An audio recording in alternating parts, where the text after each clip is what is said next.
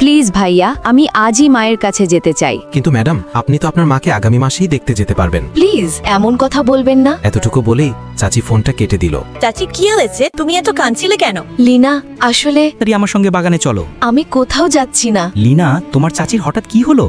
চাচি কারোর সঙ্গে ফোনে কামকে বলছিল প্লিজ আজ আমি আমার মায়ের কাছে যাব। তারপর কি হলো লিনা? তারপর ট্রেনের লোককে মানা করে দিল। তাহলে চলো লিনা, আজ তোমার চাচিকে সারপ্রাইজ দেওয়ার দিন চলে এসেছে।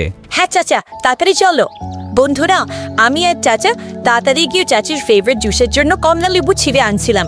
তখনই চাচা, তাড়াতাড়ি শোনো, এই ব্যাগটা অনেক ভারী, আমার কাঁধে ব্যথা করছে। আরে লিনা, টেনশন করো না, এই ব্যাগটা আমাকে দাও। লিনা ব্যাগটা চাচাকে দিয়ে দিই আর সঙ্গে সঙ্গেই বাড়ির দিকে দৌড়ে যায়। কারণ চাচি অনেক বেশি কাঁদছে।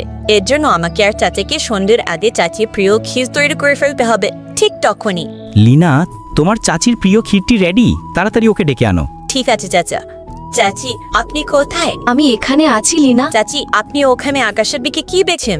মাকে খুব মনে পড়ছে। চাচি আপনার কোনো দুঃখ নেই, আমি আছি। আমি আর চাচা মিলে আপনার প্রিয় খাবার বানিয়ে ফেলেছি। লিনা এখনো এলো না কেন?